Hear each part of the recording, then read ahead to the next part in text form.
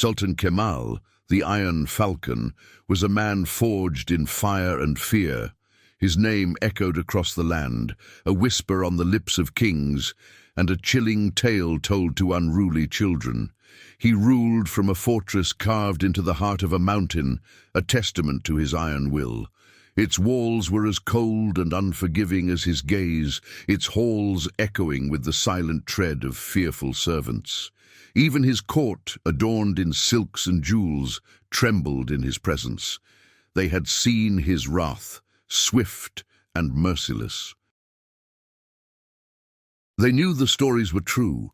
High in the serene mountain valleys, far removed from the whispers of the Iron Falcon, lived Nasreen. She was 19 years of age, her heart as pure as the mountain air she breathed. Her days were spent tending her family's flock and creating intricate embroidery, her needle dancing across the fabric like a hummingbird among flowers. She knew nothing of the world beyond her valley, her life a tapestry woven with simple joys and quiet contentment. She had never spoken to a man outside her family, her world bounded by the familiar faces of her kin and the gentle slopes of her home. Warlord Barak, seeking favor with the formidable Sultan, had ridden for days through treacherous terrain, his prize secured in a covered wagon. He arrived at the fortress gates, dust swirling around his war-weary men. The heavy doors creaked open, revealing the dark maw of the mountain fortress. Barak, his face etched with a mixture of fear and ambition, presented his gift to the Sultan. Nasreen, small and trembling, stepped out of the wagon, her eyes wide with a mixture of fear and wonder. The warlord bowed low, his voice raspy. "A gift, Your Majesty. The purest maiden from the highest valley, a prize worthy of the Iron Falcon." Kemal, his eyes like chips of ice, looked upon Nasreen, his expression unreadable. The mountain wind whipped around them, a silent prelude to the storm brewing within the fortress walls. The bridal chamber was a lavish room, yet cold. Tapestries depicting scenes of conquest hung on the stone walls, adding little warmth to the vast space.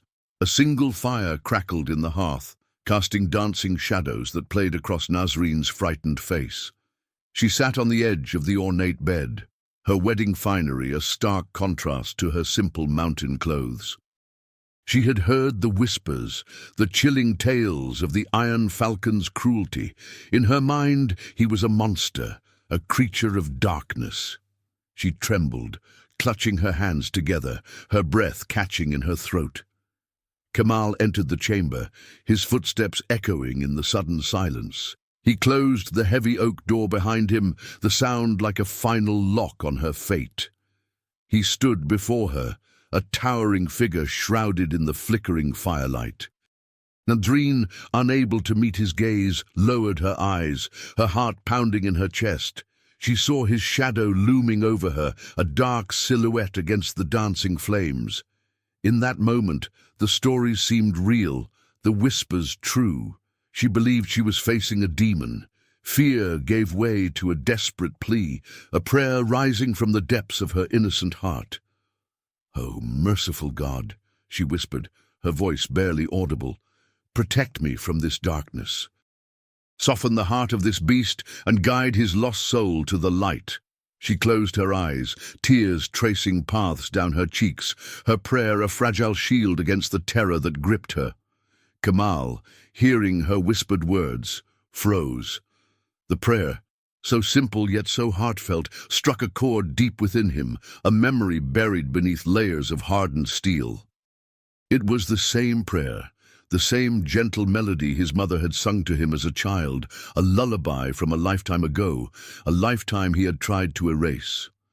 The memory, sharp and sudden, shattered the icy facade he had carefully constructed over the years.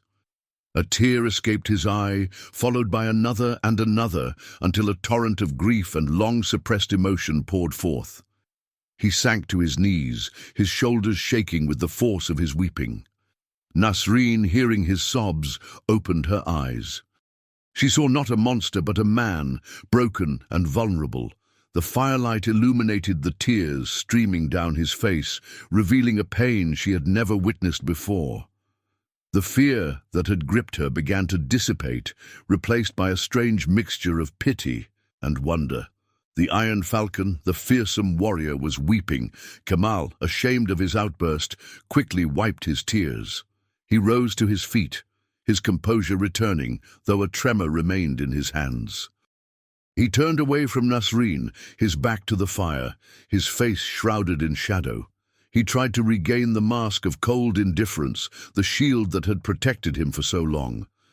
He cleared his throat, his voice still thick with emotion.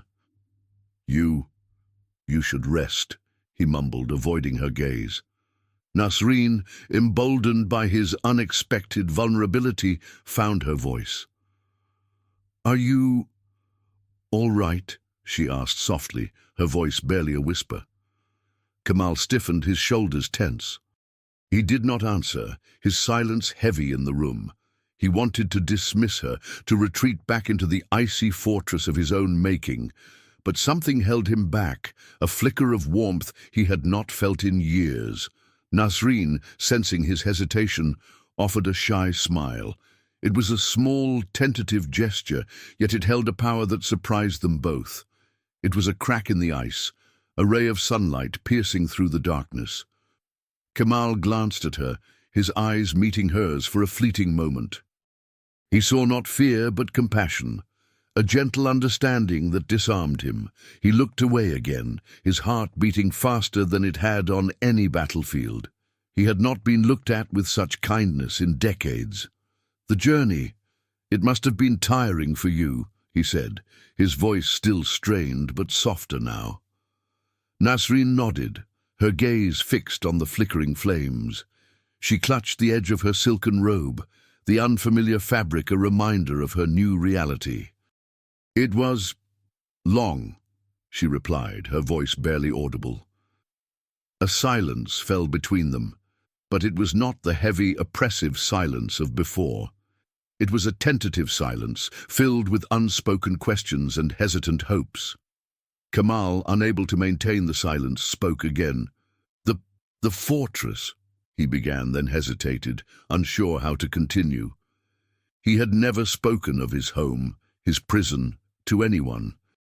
"It is grand," Nasreen offered, her gaze sweeping across the room, taking in the tapestries and the ornate furnishings. Kamal gave a short, humorless laugh.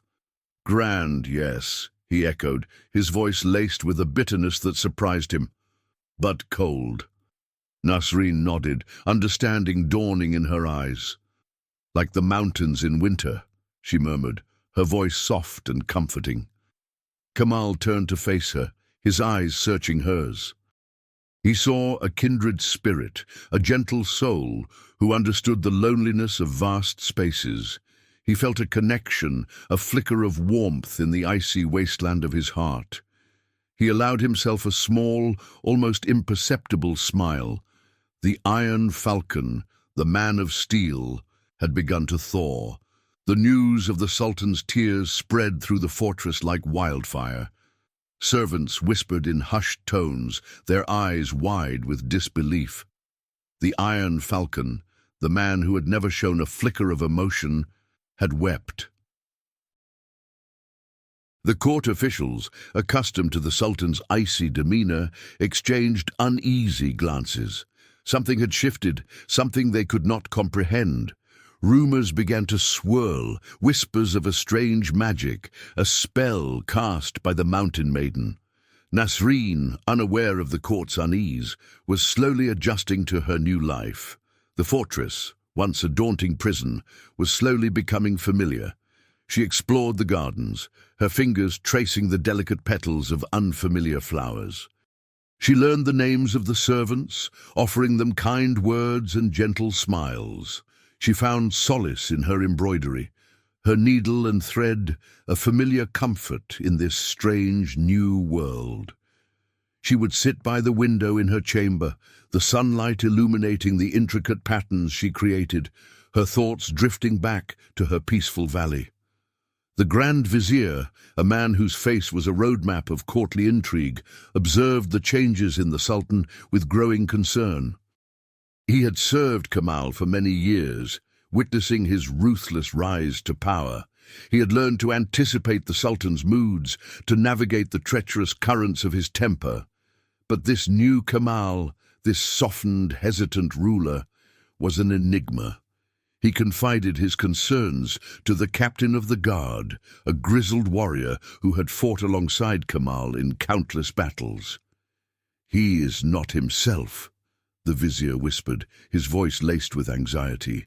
"This girl, she has bewitched him." The captain, a man of few words, nodded grimly. He too had noticed the change in the Sultan. The sharp edge of his command had dulled, replaced by a hesitant uncertainty. The Iron Falcon seemed to have lost his talons. The whispers reached the harem, where the Sultan's concubines, accustomed to his infrequent and dispassionate visits, buzzed with speculation. They eyed Nasreen with a mixture of envy and suspicion.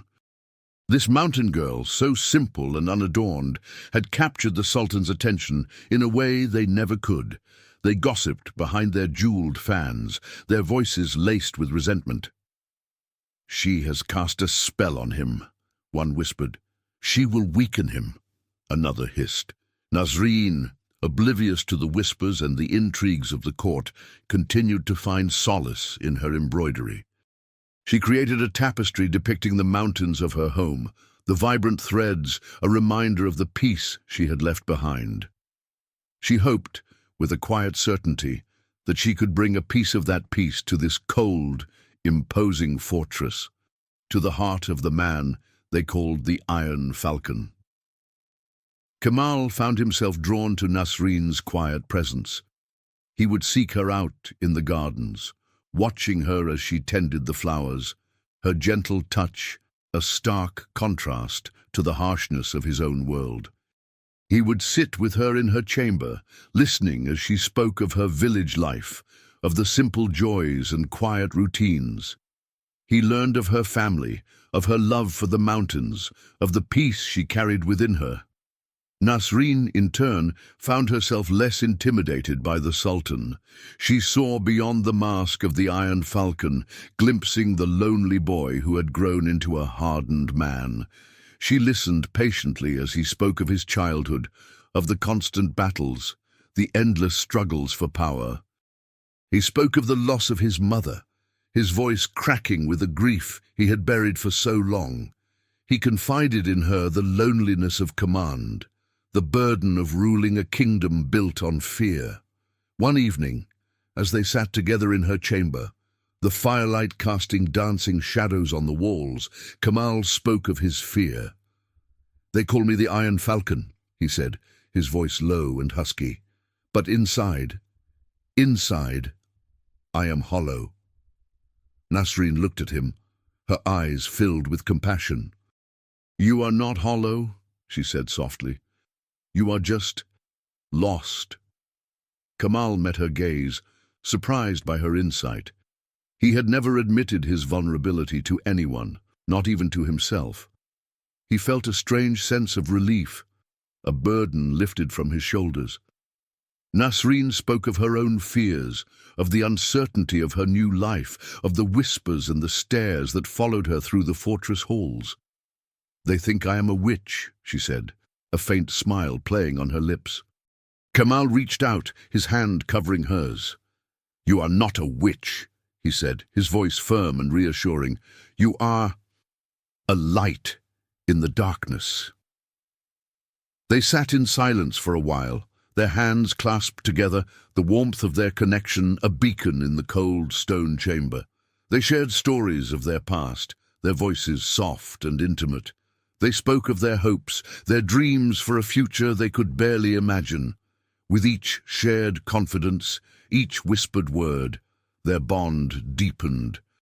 The fear that had separated them began to dissipate, replaced by a growing trust, a shared vulnerability that forged a connection stronger than any forged in steel.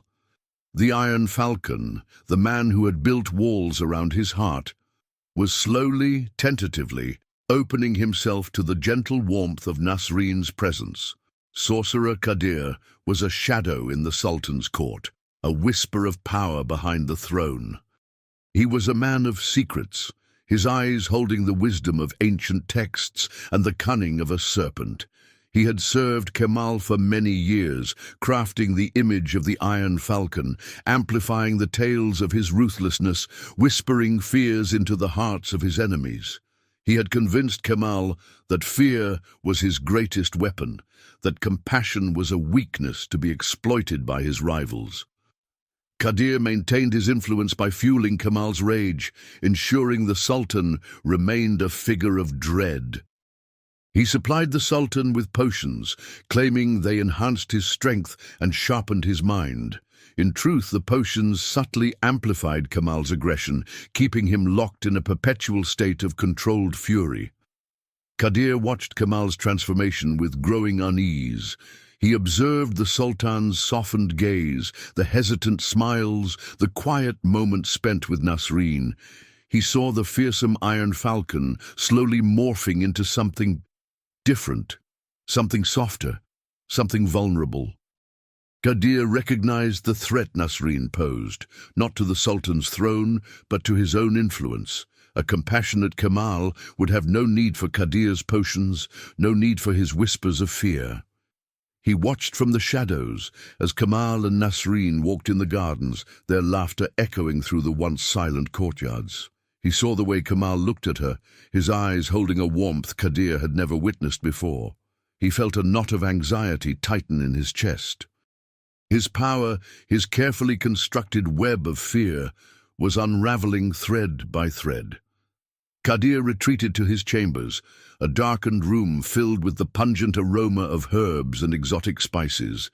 He paced back and forth, his mind racing. He needed to act, to reclaim his hold on the Sultan, to extinguish the light that threatened to consume his carefully crafted darkness. He ran a hand over his smooth-shaven head, his eyes glinting with a dangerous light. Nasreen, the innocent mountain girl, had become his enemy. Qadir sought an audience with the Sultan. He found Kemal in the library, poring over maps of the kingdom, his brow furrowed in thought. Kemal looked up as Qadir entered, a flicker of warmth in his eyes, a warmth that sent a chill down the sorcerer's spine. "Qadir," Kemal greeted him, his voice softer than Qadir remembered. "What brings you here?" Qadir bowed low, his voice smooth and deferential. "Your Majesty, I come with grave concerns." Kemal gestured for him to speak. Qadir hesitated, choosing his words carefully. "Your Majesty, I have observed a change in your demeanor, a softening of your resolve." Kemal frowned, his hand instinctively going to the hilt of his sword. "And what of it?" he asked, his voice hardening slightly. Qadir lowered his gaze, feigning concern. "Your Majesty, your strength, your fearsome reputation, it is what keeps our enemies at bay. It is what keeps our kingdom safe." "I am still the Sultan," Kemal stated, his voice firm. "Indeed, Your Majesty," Qadir replied, his voice laced with subtle insinuation. "But the mountain girl, Nasreen, her innocence, her gentle nature, it is unsettling. It could be perceived as weakness, Your Majesty. Our enemies watch. They wait for any sign of vulnerability." Kemal's frown deepened. He had not considered this. He had been so caught up in the newfound peace Nasreen brought, he had not thought of the political implications. Qadir, sensing his advantage, pressed on. "Your enemies will see this change as an opportunity, Your Majesty. They will test your strength. They will challenge your authority." Kemal's hand tightened around the hilt of his sword. Doubt, a seed planted by Qadir's words, began to take root in his mind. Later that evening, as Kemal sat alone in his chambers, a servant brought him a goblet of wine. Kemal, lost in thought, took a long draught, the familiar taste calming his nerves. He did not notice the slight change in the aroma, the subtle hint of something different. He did not see the flicker of triumph in Kadyr's eyes as the sorcerer watched from the shadows. The potion, carefully measured and expertly disguised, began to work its insidious magic. The subtle changes in Kamal were at first almost imperceptible. His smiles became less frequent, his laughter a distant memory. He grew more irritable, his temper flaring at minor inconveniences. He spent less time with Nasreen, retreating to the solitude of his war room, poring over maps and strategizing battles that no longer seemed necessary. Nasreen noticed the change in Kamal's demeanor. She saw the lines of tension etched around his eyes, the tightness in his jaw. She heard the sharp edge return to his voice, the cold commands echoing through the fortress halls. She tried to reach him, to recapture the intimacy they had shared, but he seemed to push her away, his words curt, his touch hesitant. She attributed his change in behavior to the pressures of ruling. She knew the weight of the kingdom rested on his shoulders, the constant threat of enemies a heavy burden to bear. She tried to be understanding, to offer him comfort and support, but her efforts seemed to fall on deaf ears. One evening, she found him in the gardens, staring out at the distant mountains, his face a mask of grim determination. She approached him tentatively, her hand outstretched. "Kamal," she said softly, "are you all right?" He turned to face her, his eyes cold and distant. "I am the Sultan," he stated, his voice hard. "I am always all right." Nasreen flinched at his tone, hurt by the coldness in his eyes. She lowered her hand, her heart sinking. "You seem troubled," she persisted. Kamal sighed, his shoulders slumped with weariness. "There are matters of state that you would not understand," he said dismissively. Nasreen felt a pang of resentment at his words. She had tried to understand, to share his burdens, but he seemed determined to shut her out. "I only want to help," she said quietly. Kamal turned away from her, his gaze fixed on the distant horizon. "There is nothing you can do," he replied, his voice laced with a weariness that seemed to go deeper than the pressures of ruling. Nasreen felt a growing distance between them, a chasm opening up where once there had been warmth and connection. She retreated to her chambers, her heart heavy with a sense of foreboding. The iron falcon, it seemed, was returning to his cage. Nasreen sought refuge in the palace gardens, the fragrant blossoms a small comfort amidst the growing unease she felt. The once familiar paths now seemed shadowed, the cheerful chirping of birds replaced by a disquieting silence. She wandered aimlessly, her thoughts consumed by Kamal's inexplicable coldness. She rounded a bend in the path and came upon a secluded alcove, hidden behind a curtain of flowering vines. She paused, about to turn back, when she heard voices, low and urgent, emanating from within. It was Kadir, speaking to one of the palace guards, a man known for his unwavering loyalty to the sorcerer. Nasreen hesitated, unsure whether to intrude, but something in the hushed tones of their conversation compelled her to stay. "The Sultan grows weaker with each passing day," Kadir hissed, his voice laced with contempt. "His softness will be his undoing." "But the potions, master," the guard replied, his voice tinged with anxiety, "they seem to have little effect." "Little effect?" Kadir scoffed. "They have merely softened his edges. He is still manageable, still predictable, but the girl, she is a poison, slowly eroding his will. We must act swiftly, decisively." Nasreen's heart pounded in her chest. She held her breath, straining to hear every word. "What do you propose, master?" the guard asked. "I have prepared a new concoction," Kadir whispered, his voice taking on a sinister tone, "a potent blend that will amplify his rage, magnify his fears. It will restore the Iron Falcon, the fearsome warrior we need. He will become a weapon in our hands, a force to be reckoned with." "But the risks, master," the guard cautioned. "Such a potent brew. It could unbalance him. Unbalance him. Kadir chuckled, a chilling sound that sent shivers down Nasreen's spine. That is precisely the point. He will be a whirlwind of fury, a storm of destruction. His enemies will tremble, his court will cower. And who will they turn to for guidance? Who will they trust to control the tempest? Me, of course. The guard remained silent, his unease palpable. Kadir continued, his voice dripping with self-satisfaction. The fool believes he is in control. He thinks he is choosing his own path. But I hold the reins, I guide his hand. He is a puppet, and I am the puppeteer. Nasreen gasped, her hand flying to her mouth to stifle a cry. She stumbled back, her mind reeling from the implications of what she had just overheard. Kadir was poisoning Kamal, slowly driving him mad to maintain his own grip on power. The pieces of the puzzle fell into place. The sudden changes in Kamal's behavior, the growing distance between them, the coldness in his eyes. It was not the pressures of ruling, it was the poison, slowly corrupting his mind, twisting his heart. She realized with a chilling certainty that Kamal was in grave danger, and she was the only one who could save him. Nasreen fled the gardens, her heart pounding in her chest. Fear warred with a fierce determination.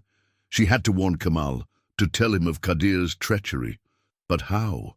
The sorcerer's eyes were everywhere, his spies lurking in every corner of the fortress. She could not speak to Kamal openly, not without risking her own life and possibly Kamal's. She reached her chamber, her mind racing. She locked the door, her hands trembling as she fumbled with the bolt. She needed a plan, a way to reach Kamal without alerting Kadir. She looked around the room, her gaze falling upon her embroidery frame, the colorful threads, a splash of brightness in the dimly lit chamber. An idea began to form, a spark of hope igniting in the darkness. She selected a piece of fine linen, the same color as the lining of Kamal's robes. She threaded her needle with crimson silk, the color of blood, a stark warning against the pale fabric. She took a deep breath, calming her racing heart, her fingers finding their familiar rhythm. She began to embroider, her needle moving swiftly and surely across the fabric. She worked with a focused intensity, her thoughts concentrated on the message she needed to convey. She stitched each letter with care, each word a prayer for Kemal's safety. Kadir poisons your wine. Do not drink. Trust no one. She embroidered the words in tiny, precise stitches, the message hidden within a seemingly innocuous floral design. She worked through the night, the flickering candlelight casting long shadows on the walls. Fear gnawed at her, the weight of Kamal's fate heavy on her shoulders, but she pressed on, her determination fueled by a love that had blossomed in the most unlikely of places, a love that now demanded her courage. She completed the embroidery just as the first rays of dawn pierced through the window, illuminating the crimson warning against the pale fabric. She held the finished piece in her trembling hands, a small act of defiance against the darkness that threatened to engulf them all. It was a fragile thread of hope, a testament to the courage of a simple mountain girl who dared to challenge the shadows of the Sultan's court. Nasreen carefully folded the embroidered linen, her heart pounding with a mixture of fear and hope. She knew she had to act quickly before Kadir had another opportunity to poison Kamal's wine. She needed to get the message to him, and she needed to do it discreetly. She considered her options. She could try to slip the note to one of the servants, but she couldn't be sure of their loyalty. Many were in Kadir's pocket, their whispers carrying the sorcerer's poison throughout the fortress. She couldn't risk the message falling into the wrong hands. Then she remembered seeing Kamal's robe, a heavy, dark garment trimmed with gold, hanging in his dressing chamber. It was a robe he wore often, especially in the evenings when he met with his advisors. If she could sew the message into the lining, he would surely find it. She knew she had to be quick. She slipped out of her chamber and hurried down the long, echoing corridors, her footsteps silent on the thick carpets. She reached Kamal's dressing chamber and slipped inside, her heart pounding in her chest. The room was empty, the heavy curtains drawn against the morning light. She found the robe hanging on a stand near the window, its dark fabric shimmering in the dim light. With trembling hands, she unfolded the embroidered linen and carefully stitched it into the inner lining of the robe near the hem. She worked quickly and efficiently, her needle flying through the fabric. She concealed the stitches with meticulous care, ensuring the addition would go unnoticed. She stepped back, her heart racing, and examined her work. The embroidered message was completely hidden, seamlessly blended into the robe's lining. She carefully replaced the robe on the stand, smoothing out the fabric as if nothing had been disturbed. She took one last look around the room, ensuring she had left no trace of her presence. Then, with a deep breath, she slipped out of the chamber and hurried back to her own rooms, her heart filled with a desperate prayer that Kamal would find the message in time. Kamal prepared for the evening's meeting with his generals. He felt a familiar restlessness, a simmering anger that had become his constant companion. He paced back and forth in his dressing chamber, his hand absently stroking the hilt of his sword. He felt the familiar pull of the potion, the urge to lash out, to exert his dominance. He fought against it, a flicker of the man he once was, struggling to break free. A servant helped him into his robe, the heavy fabric settling around him like a shroud. As he adjusted the sleeves, his fingers brushed against something unusual, a small raised area near the hem. He frowned, his curiosity piqued. He reached into the sleeve and felt along the lining, his fingers tracing the outline of a small, carefully folded piece of linen. He pulled it out, his brow furrowed in puzzlement. He unfolded the linen, his eyes widening as he saw the crimson embroidery against the pale fabric. He recognized the delicate floral design, a pattern Nasreen often used in her work. Then he saw the words, stitched in tiny, precise letters, a stark warning against the delicate design. Qadir poisons your wine. Do not drink. Trust no one.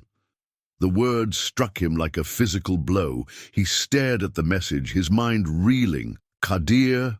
Poison? It seemed impossible. Qadir had been his advisor, his confidant for years. He had trusted him implicitly, but Nasreen's message, so clear, so urgent, could not be ignored.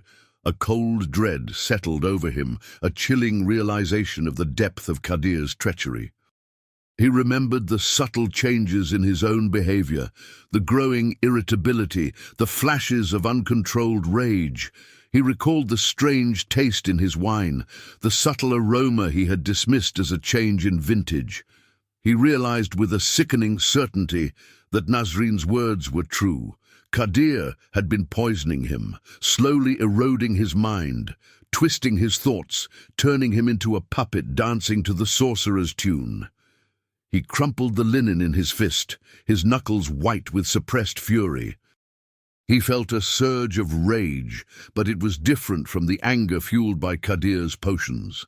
This was a righteous anger, a burning desire for justice. He would confront Qadir, he would expose his treachery, he would make him pay for his betrayal.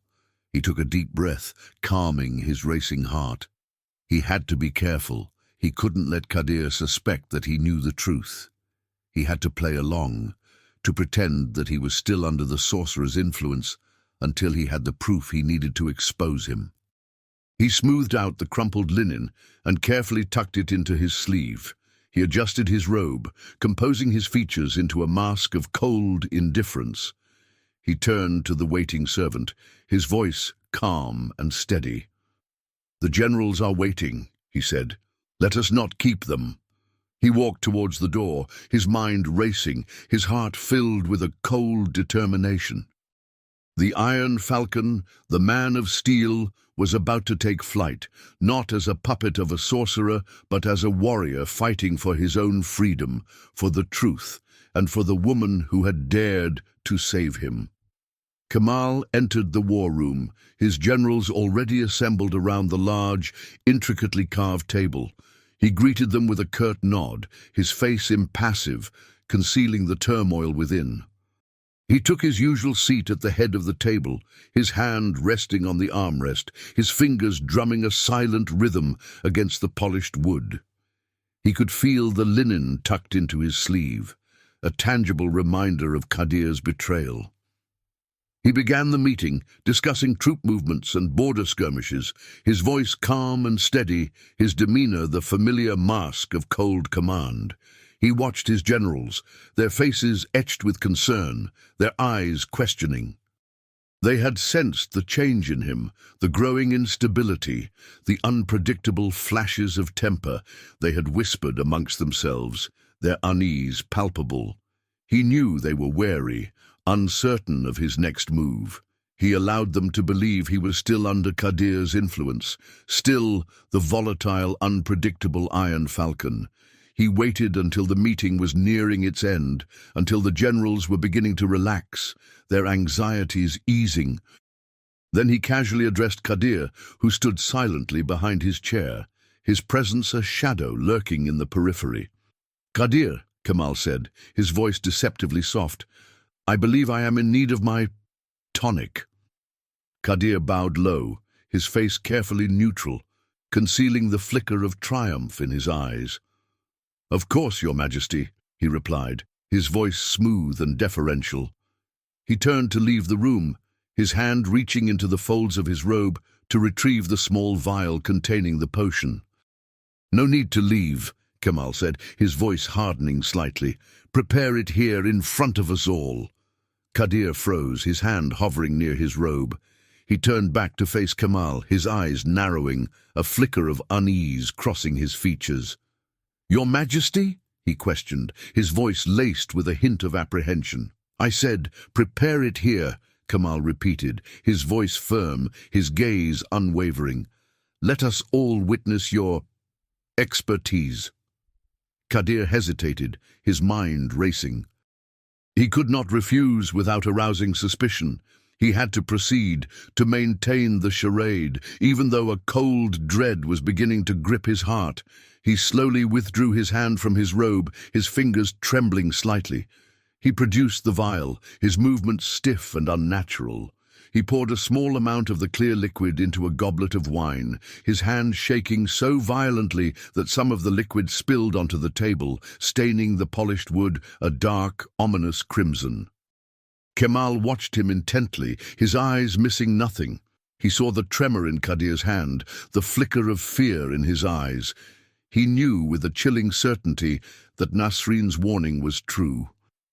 "Tell me, Qadir," Kamal said, his voice low and dangerous, "what is the nature of this tonic you so diligently provide?" Qadir looked up, his face pale, his eyes darting nervously around the room. He saw the faces of the generals, their expressions a mixture of confusion and suspicion. He realized he was trapped, his carefully constructed web of deception unraveling before his eyes. "It is a blend of herbs and spices, Your Majesty," he stammered, his voice barely a whisper, "to enhance your vitality." Kamal held up the embroidered linen, the crimson words stark against the pale fabric. "And these herbs and spices, do they include poison?" Qadir's eyes widened in horror. He stared at the linen, his face draining of all color. He looked at Kamal, his eyes pleading, his voice choked with fear. "No, Your Majesty, I can explain." "Explain!" Kamal roared, his voice echoing through the war room. "Explain how you have been poisoning me for years, manipulating me, turning me into a puppet to serve your own ambitions." Qadir sank to his knees, his body trembling, his face ashen. I only wanted to serve you, Your Majesty," he whimpered, his voice barely audible. "To protect you, to strengthen you." "By weakening me," Kamal thundered, "by poisoning my mind, by fueling my rage, by turning me against my own people."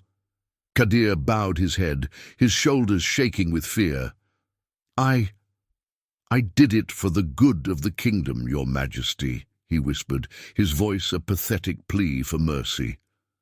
"The kingdom," Kamal scoffed. "You did it for yourself, Qadir, to maintain your power, your influence, your control over me."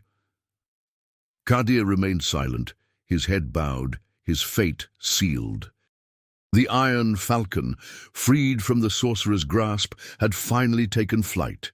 Kamal's rage, no longer fueled by Qadir's potions, was a cold, clear fire. He looked down at the cowering sorcerer, the man who had manipulated him for so long, and felt a profound sense of betrayal. He realized the extent of Qadir's deception, the insidious way he had twisted his thoughts, amplified his anger, and shaped his reign. He saw the years of unnecessary wars, the harsh laws, the fear he had instilled in his own people, all orchestrated by the man who claimed to serve him. "You have poisoned my mind, Qadir," Kamal said, his voice low and dangerous. "You have turned me into a monster." Qadir raised his head, his eyes filled with a desperate plea. "Forgive me, your majesty," he begged. "I knew no other way." "No other way?" Kamal repeated, his voice laced with contempt. "To maintain your own power, you poisoned your sultan, you betrayed your kingdom." Qadir scrambled to his feet, his eyes darting around the room, seeking an escape. He muttered an incantation, his hands glowing with an eerie green light. A wave of energy pulsed from him, aimed at Kamal. Kamal, anticipating the attack, moved with a speed that surprised even himself. He drew his sword, the polished steel flashing in the torchlight. The blade met the wave of energy, scattering it harmlessly. He advanced on Qadir, his eyes blazing with fury. Qadir, his magic deflected, stumbled back, fear contorting his features. He raised his hands again, muttering another incantation, but Kamal was too quick. He lunged forward, his sword arcing through the air. The blade sliced through Qadir's defenses, grazing his arm. The sorcerer cried out in pain, his magic faltering. Kamal pressed his attack, his sword a blur of motion. Qadir, weakened and terrified, could barely defend himself. He tried to summon his magic, but his spells were weak, easily dispelled by Kamal's fury. The years of relying on potions had weakened his own abilities, leaving him vulnerable. The fight was short, brutal, and decisive. Kamal, fueled by righteous anger and the clarity of mind he had not known for years, easily overpowered the sorcerer. He disarmed Qadir, his sword pointed at the sorcerer's throat. Qadir looked up at Kamal, his eyes filled with terror.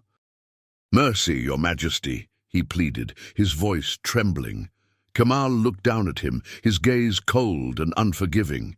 He thought of the years of manipulation, the fear, the unnecessary bloodshed. He thought of Nasreen, the innocent mountain girl who had risked her life to save him. He knew he could not show mercy.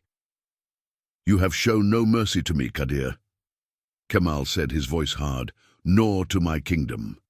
He lowered his sword, not to strike, but to signal the guards. "Take him away," he commanded, his voice ringing with authority. "He will be dealt with accordingly." The guards stepped forward, seizing Qadir roughly. They dragged him from the room, his pleas for mercy echoing through the silent halls. Kamal stood alone in the war room, his sword still in his hand, his breath coming in ragged gasps. He felt a profound sense of relief, a weight lifted from his shoulders. He was free, finally free from the sorcerer's shadow. He looked down at the embroidered linen still clutched in his hand, the crimson words a testament to Nasreen's courage and love. He knew he owed her his life, and he knew he would spend the rest of his days proving himself worthy of her trust. The Iron Falcon, the man forged in fire and fear, had been reborn, tempered by truth and love. The days that followed Qadir's arrest were a whirlwind of activity. Kamal, his mind clear for the first time in years, began to dismantle the sorcerer's web of influence. He interrogated the guards, uncovering a network of spies and informants loyal to Qadir. He dismissed those who had been complicit in the sorcerer's schemes, replacing them with men and women of proven loyalty and integrity. He ordered a thorough search of the fortress, uncovering hidden caches of Qadir's potions and scrolls filled with dark magic. He stopped taking the tonic Qadir had so diligently provided, and the lingering effects of the poison slowly began to dissipate. The irritability, the flashes of rage, the constant restlessness, all began to fade, replaced by a sense of calm and clarity he had not known for years. He felt like a man awakening from a long, troubled sleep, his senses sharpened, his mind focused. He sought out Nasreen, his heart filled with gratitude and a profound sense of love. He found her in her chamber, her embroidery frame in her lap, her needle dancing across the fabric, creating intricate patterns of vibrant color. He entered the room quietly, his footsteps soft on the thick carpets. He stood before her, his gaze fixed on her gentle face, his heart overflowing with emotion. "Nasreen," he said, his voice soft and filled with warmth, "I owe you my life." Nasreen looked up, her eyes widening in surprise. She saw the change in him, the clarity in his eyes, the gentleness in his expression. She saw the man she had glimpsed beneath the mask of the Iron Falcon, the man she had believed in, the man she had dared to love. He knelt before her, taking her hands in his.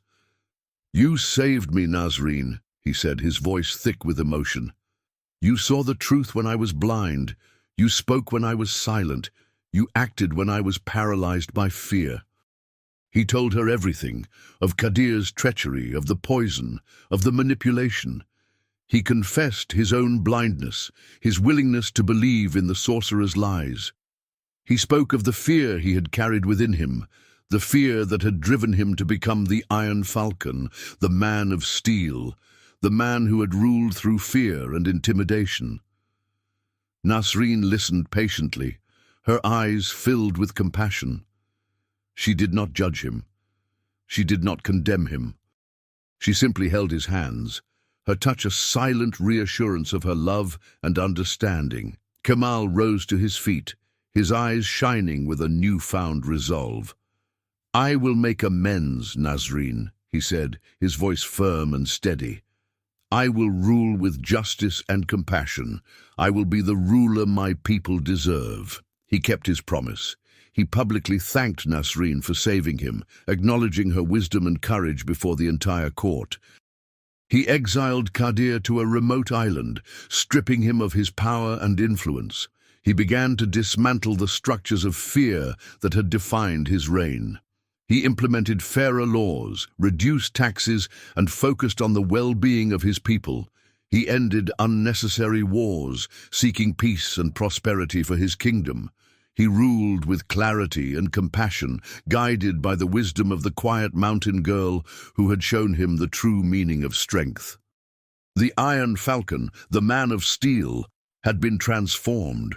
He was no longer a prisoner of fear, but a leader guided by love. A new dawn had broken over the kingdom, a dawn of hope and healing, ushered in by the pure and innocent heart of Nasreen. Kemal, free from the shadows of Qadir's influence, embraced his role as sultan with a newfound clarity. He no longer relied on fear and intimidation, but on justice and compassion. He listened to the concerns of his people, addressing their needs with wisdom and understanding. He established fairer laws, ensuring that all were treated equally, regardless of their wealth or status. He reduced taxes, easing the burden on the common folk, and invested in infrastructure, building roads and bridges that connected the far reaches of his kingdom. He ended the unnecessary wars that had drained the kingdom's resources and claimed countless lives. He sought peace with neighboring kingdoms, forging alliances based on mutual respect and cooperation. He turned his attention to the well-being of his people, investing in education, promoting trade, and encouraging the arts.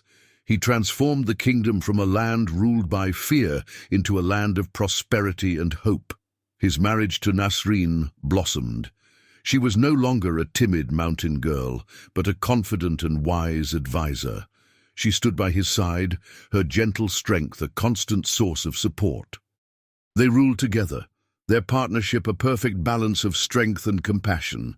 Kemal's decisiveness and military prowess were tempered by Nasreen's empathy and understanding of the common people. She became his confidant, his advisor, his equal. Nasreen continued to find solace in her embroidery, but now her creations adorned the palace walls, vibrant tapestries depicting scenes of peace and prosperity. She established schools for girls, teaching them the art of embroidery and empowering them with skills and knowledge. She visited the sick and the poor, offering comfort and assistance. She became a beloved figure throughout the kingdom, her kindness and compassion touching the lives of countless people. The fortress, once a symbol of fear and oppression, was transformed into a place of warmth and welcome. The gardens bloomed with vibrant colors, the courtyards echoed with laughter, and the halls resonated with the music of celebration. The people of the kingdom, no longer burdened by fear, thrived under Kemal's just and compassionate rule. The Iron Falcon, the man once known for his ruthlessness, became a symbol of hope and renewal. He was no longer feared, but respected and loved. He had shed the mantle of the warrior and embraced the role of the shepherd, guiding his people towards a brighter future. The kingdom entered a golden age of peace and prosperity. Trade flourished, the arts thrived, and the people lived in harmony.